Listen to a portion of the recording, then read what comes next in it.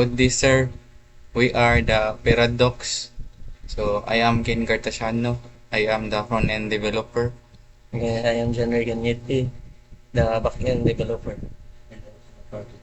So we're gonna demonstrate our project first. So this project is a task tracker. So this is the landing page. So here you can log in or you can register. Uh, or else if we're gonna register a user, so your name.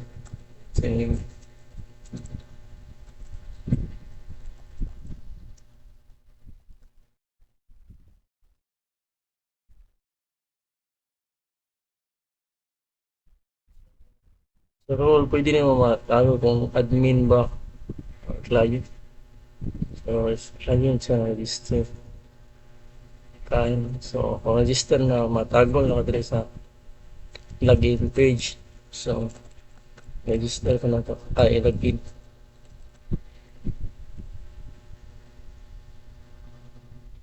So after logging in, so mao na yung dashboard no as a client. So as you can see ng notas available pa. So wala nakita dali. Kung dili ka pwede maka-add task or maka-edit na ron or edit. So ang admin na lagyan na. So let's go to the admin account.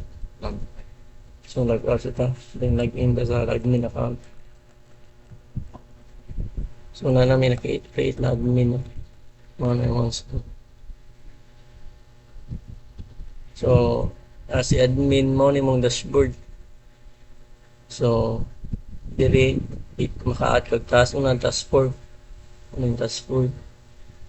So na title, description na task, then ma-mark yung complete, then naka-assign ka kung asa sa user. So let's add task first. So for Presentation.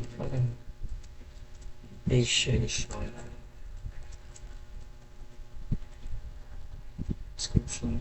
Then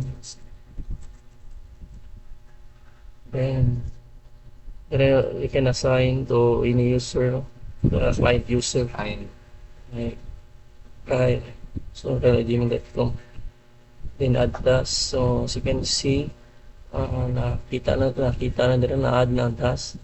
So diri makita na mo tanan ma-pitch na ng task.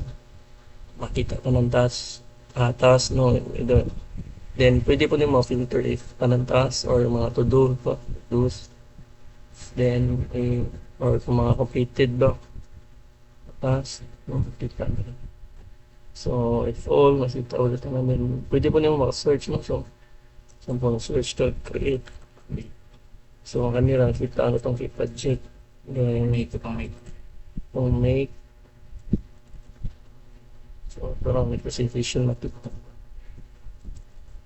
And ang admin pwede maka-edit no. Pa-edit sa task, example edit. Tanong doon na edit ito. So update na. Edition. Pwede siya niya maka-delete. Isang baka niya ito na i-delete.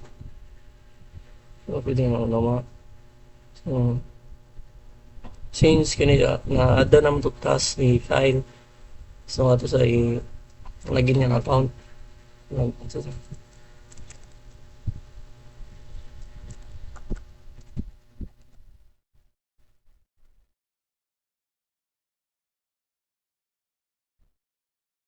no. So nakita na nanay task si Kyle. So make a presentation.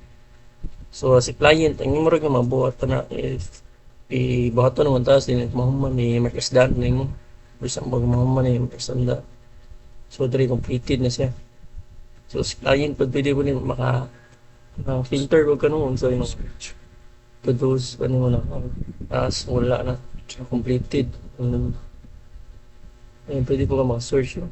Simple man create o wala ito na So, and so all po niya nakita niya and magpupunta na completed so balik sa taas admin para itong panahon kung Inabot pa ang dito. Completed na ba dito? So, diri yun. Sa atong completed na. Sa atong iconic file. Yung cross. So, maura na rin ang task tracker.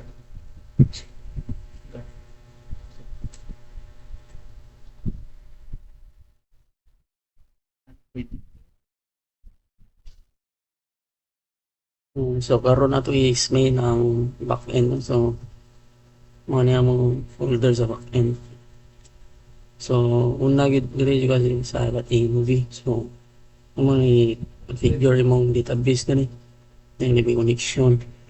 Host, port, database, username, password. So dapat ari imo nang sakto yun ang like kanina sa database connection. May SQL mo gamit. So SQL mo ba't diri sa database, name sa imong database, so mga structure, username and password. Ano naman importante sa kwan. Next, diri sa out controller, so mga na control sa ano sa register, login o on. So, diri, makita na mga controller, i-extend niya controller niya. Last, so mga na diri sa diri nga, file. So kaning pag-prevention register, so mao rin siya mo sa pag-register no una diri kani i-validate niya diri. So makita mo kanina request, request mo ni siyang variable kanina variable instance niya sa kanina request na class diri sa field dapat i-validate na niya ang name required string nga max limit 5. So kanina hando sa kaning role next is kaning user. So mo na siya mo-add sa user nga sa database. So, i-encrypt na niya kanang encrypt na niya ang password. Then, yun mo generate of token. So, generate na niya ang token na para sa user. Then, kanya mo return sa response sa JSON na ang yung response yung mo niya JSON response sa JSON. Basis ka ng login. Kasi, pag function login. So, dali, mo rin yung validate niya. Then, tanaw niya kung gano'n ang user kay ba yun sa kanang email nga na ba. Ano kaon na din. Tani, kuhan ba yun niya. I-check niya kung sakto ba ang credential. Kung dili ganit. Password, user password din. Ayun, password. So, incorrect na yung mo. Next is, kani revoke niya ang token. Then, try mo create niya siya bago. Okay. Then, return na yun siya na. JSON format kami niya ang response. Next is pag-function logout. So, kaning logout, simply na i-delete na niya ang token no, sa user. Then, okay, return na siya ng logout. Next is kani task controller. So, karino, may pag-function index. So, kani mo na siya i-check niya kung dari naging mobile sa class. So, class pa ng una na. So, i-extend na gamit ng controller nga class. Child, riga po ng child class. Then, so, ano yung function index. So, mawag po no, request na for example. Then, dari kay user. Kung user yan, request user. Then, if all role yan yung admin, so, makuha ni mo ng task, no? Yung task sa user. But if dili ka ni role admin, so kanira makuha rin mo kanira yung task. So aray return mo response. JSON ra. So format yun. Next is kaning store is public function store. So kaning store ni mo ito ra mga user. So task pa niya task controller. So i-store niya para for user. So i-validate siya niya una. Kani next is kani kung admin gani ka. So, role niya yung admin na mga i-store niya sa user ID sa taga user. Then next is kanya mag-create no? Create of task sa database. And response na niya, ang response is JSON lang, JSON format. Next is public function show. So, maura na yung read. Simple read sa code. Find, pagkita if user ganin mo kay dili admin, so authorize ka na makita tanan na mong task ni kanang task. So imo ra yung task mo. Then three sa function update. So maka-update ko na niyang admin. So ibig ninyo makita din na ID. Kaya kaning ID na maramit yan. ID niya sa task no. ID sa task. Dapat na dinari yung role gani kaya dili admin. So syempre naturized na mo maka-update. Read kay base sa tungkol mga edit raw delete ay maka-add kay admin. So simple na ni sa pag-destroy simple mo ra niya delete no. Kung admin ka pwede rin mo ma-delete if delete ka na ma-authorize it. Next is kaning task no so kani this means the task is kanang repeat model no available muna yung way sa Laravel para ma-work sa database table. So as PHP object. So mora niya lang use as factory. Mas factory so kanay enable na yung model na factories no. Useful niya for testing on. Then so kanay selected fillable. Definer niya field na mas-assign for example ka ng calling task create katong task create. Then pag-function user. So ano yung pag-function user define na sa relationship between sa user no? So ang task belongs to user. Then there is a user simply moro yapon class user is external compose then masipay ito against factory and notifiable. Then gani public function task moro ni siya master mini. So this user is as mini task no. So pwede siya ma-add ng different task.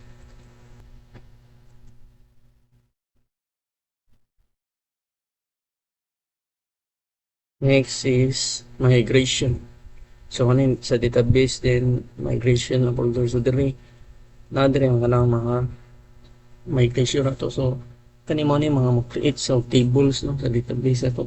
Example kanin create user table with PHP. So dire data class no then function or function app. So sabutan ni mo ni mo create og table nga kuan.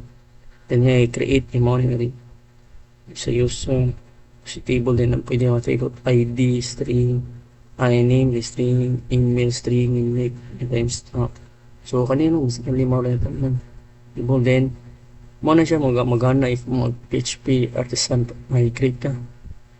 Then if kaning down mo na siya magana ko mo rollback ko sa PHP artisan rollback.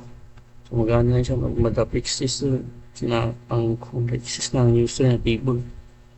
So si kanino pareha rin sa kaning din sa kaning table create password, create field, personal access tokens, create task table, add role to user. So mawala na siya sa backend. Okay. So sa ako rin kan sa front end so kanin dire sa kanang sa source kay na dire among kan app components so kaning content so dire ta magsugod sa app. So kanin dire para ta dire sa kaning page.js kay mao man among landing page. So nag-import mi dire og ganang next link. Yeah. Kani dire para kuan sa kanang mga anchor ba niya. Kani dire sa kaning sa login kay kung unsay nakakuan dire sa href nga kuan login kay adto na siya mo diretso ang kuan dire login nya dire sa register nya dire sa ubos kay puro na siya mga kuan mga design. So sa kato nga giling na ko nga login dire siya makita sa kaning page.js. So gamit ko dire gamit og dapat kinahanglan na magamit og use client para sa browser siya mo lang delay sa server.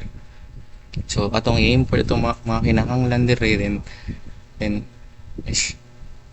nya dire sa kaning expert default kay kuha na ni siya dire kanang context and state setup yan dire kay sa handle submit kay if prevent niya nga mo submit ka kung wala kay gibutang.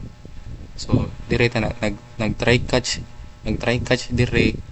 So nagamit ang access.get para makuha ang API kaning sanctum CRF para mag-match ang token sa backend.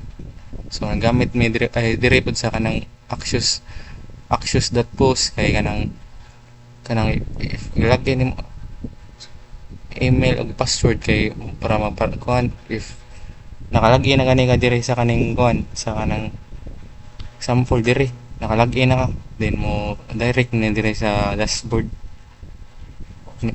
ya diri sa kaning ubos kay mga error handling na niya diri dapitar ubos. So next kay kaning register. So diri sa kaning register kay kanang same ra gyapon ni diri sa login. Butang ra gyapon kag use client, import yung mga kinahanglan niya diri sa export katong mga control context and state setup. Nya diri sa handle submit gyapon sa preventive fault. If wala siya kanang go. Diri same ra gyapon try catch awit gamit gyapon kag kanang API para sa sanctum para mag-match siya sa kanang dire ya ubos same ra gyapon error handling. So after nimo maka-register pud nya maka-login na ka bitso na ka dire sa dashboard. So dire sa dashboard kay same ra gyapon use client import imong kinahanglan nya dire sa kanang kay context and state setup. So dire sa diri nga part kay kanang if ang user gani wala ka login kay ibalik siya sa kanang login page. So ang next kani nga part kay once ready na ang token kay mag-fetch siya og task gikan sa backend nya dire kay dire ang part. So kanang ang admins kay maka-assign siya og kanang task sa kanang users og kanang maka-fetch pud siya og kanang maka-fetch pud siya sa users diri ma-fetch pud niya ang tanang task. So diri nga part kay igon na siya kanang kanang sa CRUD.